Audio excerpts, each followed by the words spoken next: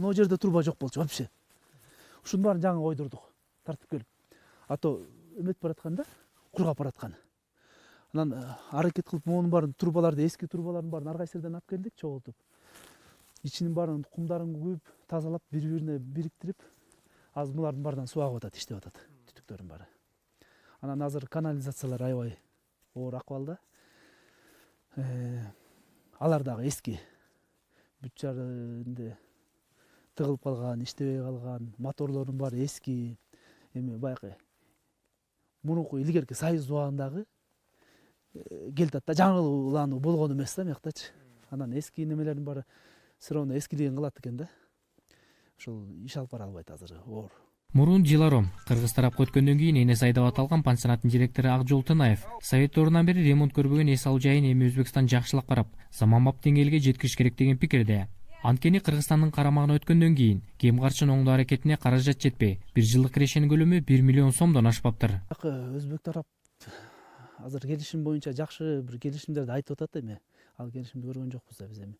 Айтып атат 3 жылдыз, 4 жылдыздагы отельдер, гостиницалар салынат депчи. Андайлар салынса, жанакыдай 80%, 90% местный жергиликтүү кишилер иштесе жакшы болмок да. Анткени азыр биз Мушарт менен Кыргызстандан качан вложение болот, сөзүн ачык эми. Баягы билбейбиз да. Бир чет алган, кайра алган туура деп ойлоп атасыз.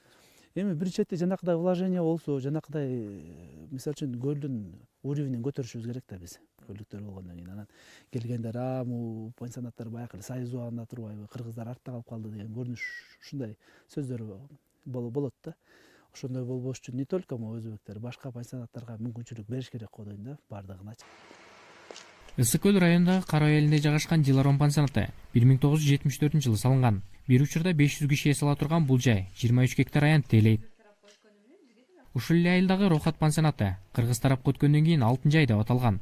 Ал 16 гектар жер тейлейт. Жана эс алуу учурунда 600 адам атат. Аларды тейлөө үчүн жайында 120 адам эмгектенет. Мына бияк эми өзүңөр көрүп тургандай боореки мебелдердин эскилиги жеткенде мына ушундай мебелдер болчу. Жана 5-этажды алмаштырбадыкпы? Ушундай мебелдер турганда 5-этажда дагы мынакей илгерки бир 40-50 жыл мурун коюлган мебелдер да, ошондон бери туруп тытылып кебетеси келип. Бул жетекчинин айтымында пансионат кыргыз тарапка өткөндөн кийин кирешелүү болот деген үмүт акталбай, түшкөн каражат ички эмеректерин алмаштырып, бир футбол аянтчасын курганга эле жеткен.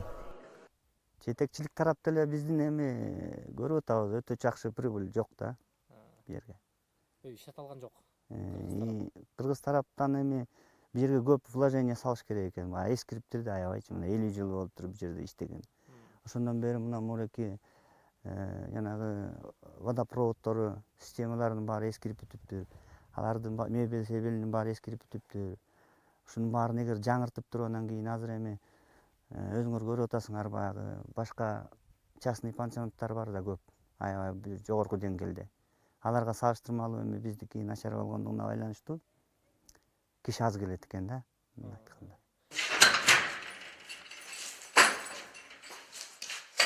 Өзбекстан иштетип келген пансионаттын дагы бири Алтын кум. Анда ижарага алып иштеткен тараптар көп болгондуктан көп жылдан бери бир кожоюндун көзөмөлү жетишпей, толук таландыда калган. Аянты 22 гектар түзгөн бул пансионатта бир убакта 900 кишини эс алдырууга эсептелген менен, кийинки кезде келип кеткендердин санын эсептөө да мүмкүн болбой калган.